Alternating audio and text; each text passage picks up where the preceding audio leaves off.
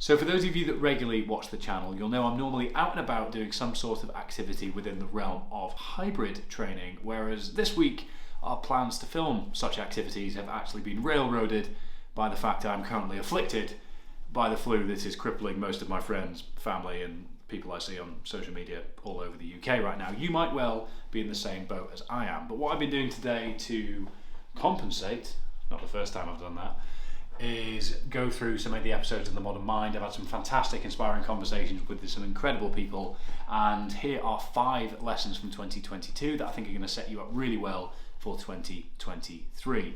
Modern Mind is available on YouTube and all audio platforms, so do please check it out if you enjoy these 5 clips, and regular programming will resume as of Sunday, and I hope you've had a wonderful Christmas. It's interesting you mentioned seasonality just before, because I've heard you speak about the way that you approach workload.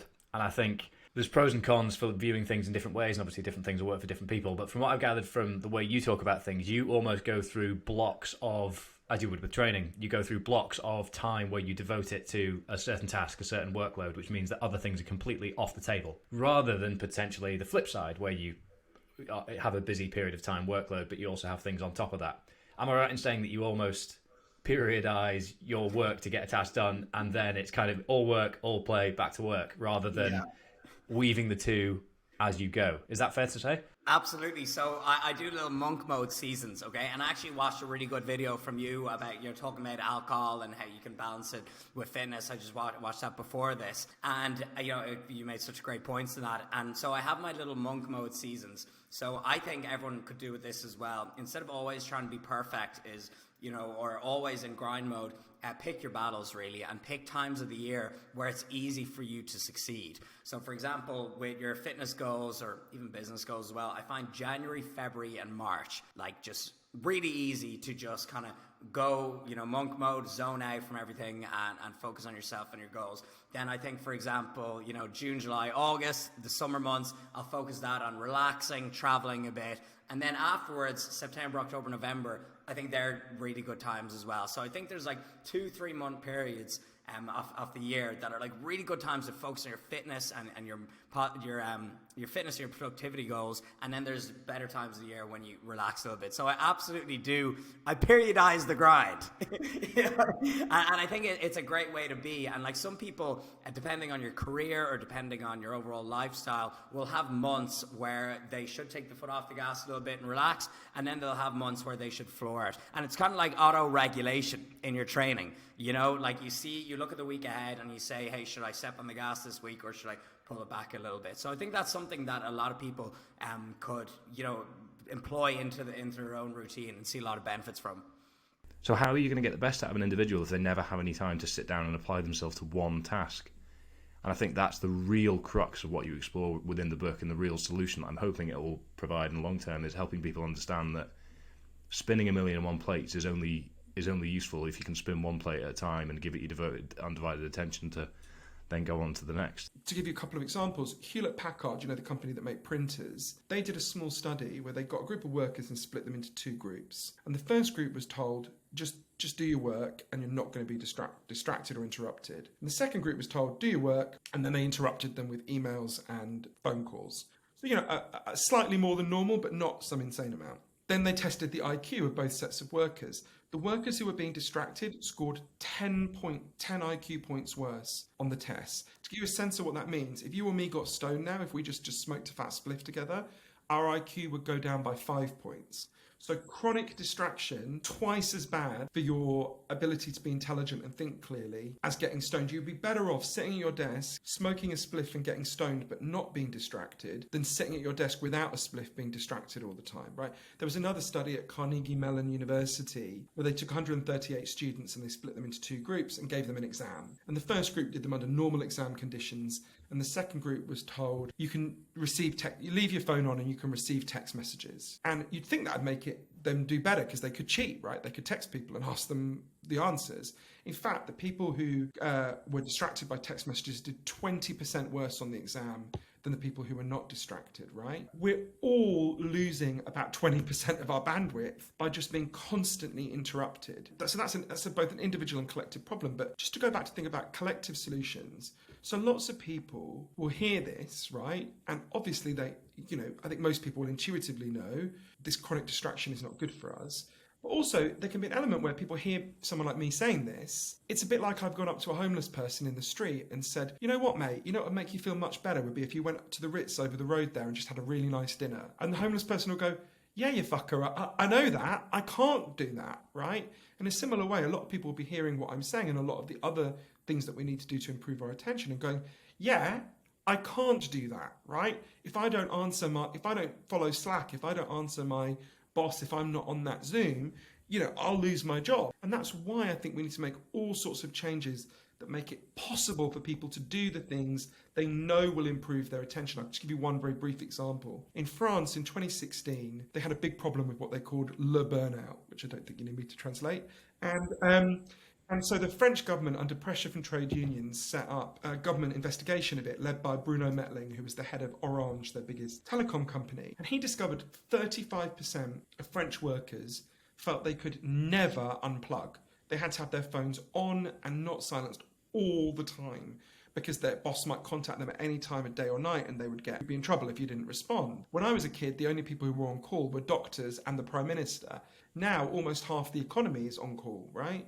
And it was really screwing people up. It meant they never rested. It meant they couldn't think clearly. And so the French government introduced a law called the right to disconnect. It's very simple. You have a legal right to defined work hours, and you have a legal right that outside those work hours, you don't have to check your email, you don't have to check your text, and you don't have to take work calls. So I went to Paris, that's been introduced, companies get fined. Rent-A-Kill got fined €70,000 because they were trying to get their staff to still respond to emails out of work hours, right? You can see how that frees people up to do the things they want to do. Because there's a real risk at the moment that telling people about these things makes them go, right, but I can't, I can do some of that, but it's really limited. We want to create social changes that can free people up to make the changes they want to make. Those toolkits that you speak about and trying to equip people with through social media and in the book itself, what are the universal ones? What are the ones that you think are most applicable to those of us that have just got that day-to-day mental health management that we need to work on a little bit more? I would say, starting from that centre point of recognizing that you do not have to be at the mercy of your emotional state, that there are things you can do to influence and bring down the intensity of painful emotion. And a lot of people, I think, maybe come along to therapy and that feels like news. That feel, what? I get to do things to impact on how I feel. That's a really big deal, because you then don't feel that you're in the hands of whatever doctor or therapist you see either. This is your journey and you're working on it. There are these tools that can help. It doesn't mean to say that you will have a problem-free life and you will never feel painful emotion again. It's that when life throws its terrible stuff at you, as it does every now and then, you've got something to work on it with. So, one of the sort of really helpful things about an approach like CBT, for example, is just this basic idea that there is no on and off switch for emotions, right? That would be really great if we could wake up and decide, today I want to feel love and excitement, and then it would just happen. We can't do that. But how we feel is so heavily influenced by what we do, what we don't do, whether we act on urges or not, the thoughts that we give our time and attention to and buy into, or whether we, turn our attention to other things, how we talk to ourselves in our heads, all of those thought processes, and how we treat our bodies and those sort of physical sensations. So we can use those three other things. So, what your behavior, your thoughts, and your physical state, you can use those three to influence how you feel, because the four of them are so closely entwined. They're like weaves in a basket. If you're not self-aware, you don't really experience them as the weaves. You experience the basket as a whole, right? You just have this experience that feels overwhelming. And often the process in therapy is about pulling some of those weaves out and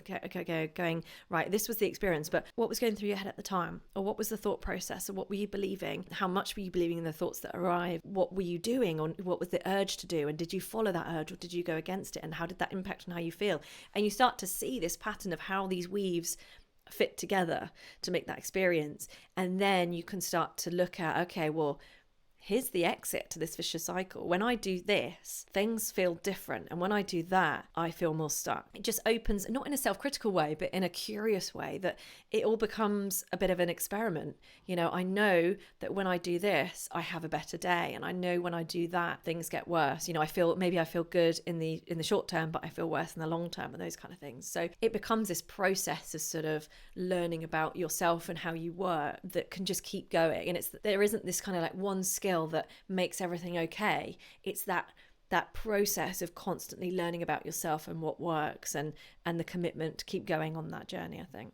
No, I agree. It's the stigma and the misrepresentation that I'm trying to work against as well. So power to us people in this case, I think. But during that time where you ended up getting remarried and the weight loss sort of came to a head, Jen, your wife, decided she wanted to go off traveling, didn't she? And you thought, right, I'm going to do the same. And you had a reflective trip to Namibia where your perspective on a few things vastly changed, didn't it? Yeah, I did it, and I was successful. I came back from that trip just thinking, oh, hang on a minute.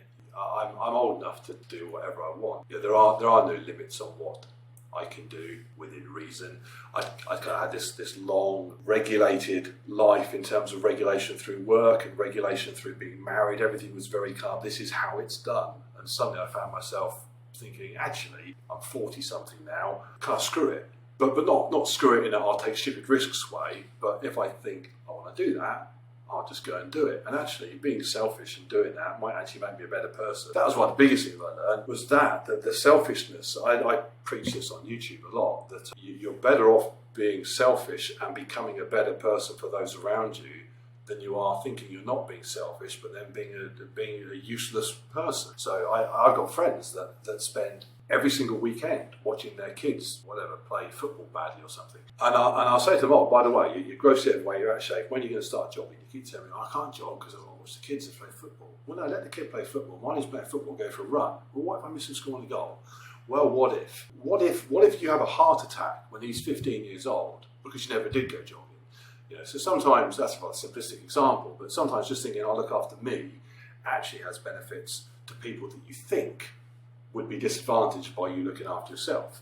People say to me, what do you do with your kids? Why you went to Namibia? Well, my kids were teenagers, they looked after themselves. I got home, the house hadn't burnt down, they were still there, and they had a happy dad as a result. You know, would they rather have gone on a holiday with me? Yeah, maybe, but they didn't. They didn't, and had they done so, I'd have been miserable because of my holiday with my kids. And I'm not in Namibia on a motorbike, so I'm a big believer in just thinking, look up, and this is a lifeguarding thing as well. Someone's drowning, the very first thing you do, what's your situation? Because just jumping in to save them, you now got 2 drowning people potentially. So are you safe? If you're safe, then fix them. And the same in life. I wake up every morning, what do I need to get done today? Because once that's sorted and catered for and planned, then I can make sure that my wife and my kids, my dogs are okay. If I'm waking up every day a mess and just throw myself straight into helping others, still a mess, we've now just got too many drowning people. At the age that you were, where do you think that psychological confidence and power over the fear that would afflict most people really came from? Was it your upbringing? Was it the naivety? Or was it just the sheer opportunity of there is a gap in the market for me to capitalise on here? It's a fine balance, isn't it? When people come to me every single week with their big ideas, their big expedition plans, I'm sure you're the same. You get a huge amount of people going, this is my dream. How am I going to do it? You can't do that for them. They've got to figure it out themselves. I mean, I help people as much as I can, but the thing that I always say to people is shoot for the stars, but learn your trade. And I think that second bit is missed often. You know, if you want to climb Everest, row the Atlantic, cycle around the world, I'm never going to say don't do it. But I also know that 1 in 10 will actually get to the start line. You need to be better, not just the sport, but everything else. Athletes have a massive familiarity bias, which means all we want to do is physically train and be physically able for the task.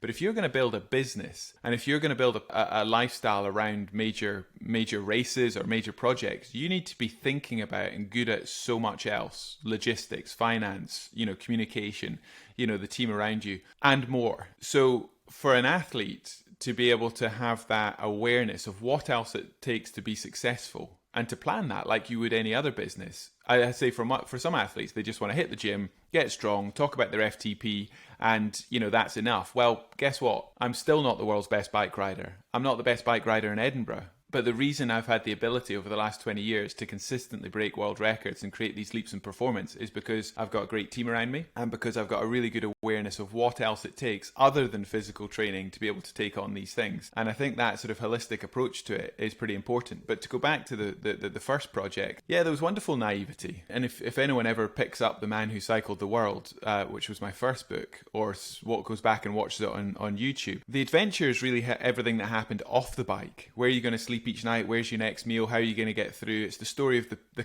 kindness of strangers, the people, the places, the landscapes. You know, had an education here in Scotland, and then for the first time going out there and experiencing the world firsthand on your own at the speed of a bicycle. I mean, it's magical. Yeah, of course there was that sort of massive leap into the unknown, but with 20 years experience now and what other people say to me every week about their dreams, it's the gumption to actually make it happen. Create the time in your life where it's not just an idea but a reality, to back yourself when other people won't, to find good people around you who believe in you, and to put timelines around these things so they actually get done. And I think the credibility part, as I say, is taking the skill set, which might be your physical competence or whatever else it is, and actually applying it to something truly difficult. A lot of people in life will only take on things which they know they can do, and it's sort of a self-protection. It's we want to know we can do it before we do it because we don't want to fail. And if I could replay the hundreds, if not thousands of conversations I've had over the last 20 years, not just with people I don't know, like would-be sponsors and media, but my close friends and family, the people who actually care about me the most, but because they care about me, they're worried that, they don't want me to fail and they want me to play it safe. Doubt even creeps in from your parents, your partner, your best friends, and it's having an ecosystem around you and a belief system where you can take all that in, but you can stand on your own 2 feet and you can say, this is what I believe is possible and how I'm going to do it on what timeline. And I think that's the hardest bit, because people always get hung up on what their skill sets are, their physical competence or whatever else. But, if I go back to that first cycle around the world, it was having the gumption to back myself and just get out there and do it.